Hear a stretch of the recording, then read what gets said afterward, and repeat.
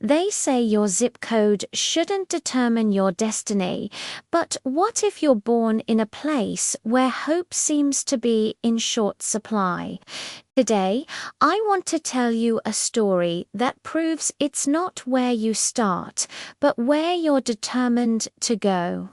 This is the story of a boy from the slums of Chicago, a place where the concrete is as hard as the life it offers. Imagine a kid, let's call him Leo. Growing up, Leo's world was a few blocks of weathered brick buildings and cracked sidewalks. His lullabies were the distant wail of sirens, and his playground was a patch of dirt where dreams struggled to grow. His family loved him fiercely, but love couldn't always put food on the table. He saw the daily struggle etched on his parents' faces, the exhaustion in their eyes after long hours of thankless work. He wore hand-me-down clothes that were always a size too big or too small, and learned early on that hunger was a constant, unwelcome guest. Many kids in his neighborhood felt trapped, like the world had already decided their fate. They saw dead ends everywhere they looked. But Leo saw something different. He saw the flickering street lights as spotlights, the city skyline in the distance as a kingdom to be conquered. He didn't have much, but he had a ferocious, unyielding curiosity. While others were hanging out on the corners, Leo was at the local library, devouring books like they were the most delicious meals he'd ever had. He read about inventors, explorers, and entrepreneurs, people who built empires from nothing. He started to believe that maybe, just maybe, he could build something to his first hustle: collecting cans. It wasn't glamorous. He'd wake up before the sun, his small hands rummaging through recycling bins, earning a few cents for every can. People would look down on him. Some would even shoo him away. But Leo didn't see shame. He saw opportunity. Each clinking can was a tiny victory, a step away from the life he was born into. He learned his first business lesson right there on those gritty streets. Value is everywhere if you're willing to look for it. And hard work pays off, even if it's just a few cents at a time. As a teenager, he leveled up. He noticed the elderly in his building struggling with their groceries. So he offered to carry them up the stairs for a small fee. Then he started a snow shoveling service in the winter and a lawn mowing service in the summer. He wasn't just working, he was solving problems. He was building a reputation as the kid who could be counted on, the one who wasn't afraid to get his hands dirty. But it wasn't easy. He faced setbacks. He got ripped off, had his tools stolen, and was laughed at for his ambition. There were days he felt like giving up, days the weight of his reality felt too heavy to carry. I mean, can you imagine? You're trying so hard to climb, but it feels like the ladder keeps getting pulled from under you.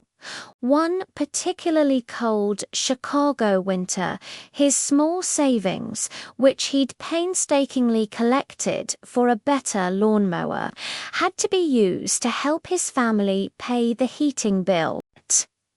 He was back to square one. He sat on his frosty apartment steps, watching his breath turn to smoke, feeling the sting of defeat. It would have been so easy to surrender, to accept the narrative that kids from his neighborhood just don't make it. But then he looked up at that distant, glittering skyline again. That wasn't just a collection of buildings. It was a promise. A promise he had made to himself. He remembered a quote from one of his library books: "The obstacle in the path becomes the path." That setback wasn't a dead end. It was a detour. It fueled him.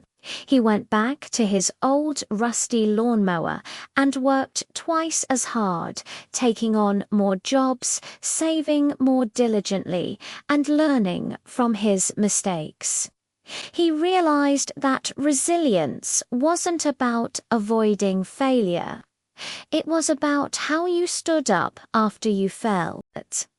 And Leo was determined to stand up stronger each time. After high school, college seemed like an impossible dream. There was no money, no guidance, no one in his family who had ever been. So he made a bold move. He took all the money he'd saved from his odd jobs and invested it not in stocks, but in himself. He enrolled in a community college course on basic coding. He'd work his day job, then spend all night in front of a flickering computer screen, teaching himself the language of the future. He was tired, he was overwhelmed, but he was building. Brick by digital brick. He started by creating simple websites for local businesses in his neighborhood. The corner store, the local barber shop. His first clients paid him in trade-free haircuts, a sandwich. But his work was good. Word spread. His small one-man operation started to grow. He reinvested every single dollar he earned back into his business, buying better equipment, taking more advanced courses online. He was relentless. He faced 1,000 rejections, potential clients who judged him by his address, competitors who underestimated him. But for every 9 no's, he found 1 yes. And he made that 1 yes count. Years passed. The can-collecting boy, the snow-shoveling teenager, was now the CEO of his own tech company. He didn't just move out of the slums. He built a ladder and brought others up with him. He started a program to teach coding to kids in his old neighborhood, giving them the tools he had to fight so hard to find. He never forgot where he came from. He'd walk those same cracked sidewalks, but this time he saw not just struggle, but potential. Today, that boy is a millionaire. But the money is just a byproduct. The real wealth is in his journey. It's in the grit he developed, the resilience he forged in the face of adversity, and the unshakable belief that his circumstances did not define him. He proved that hope is not something you find, it's something you build. Day by day, choice by choice, even when you're starting with nothing. So, if you're out there feeling stuck, feeling like the world has dealt you a bad hand, remember Leo. Remember the boy from the Chicago slums. Your dream might seem as distant as that city skyline, but it is not impossible. Every small step, every single effort matters. The obstacle in your path. It is the path. Your journey is your own, and it's waiting for you to build it. Don't ever let anyone, including yourself, tell you that you can't. Thank you so much for watching and sharing this time with me. If this story resonated with you, please hit that like button and subscribe for more content that hopefully inspires and empowers. Until next time, keep building.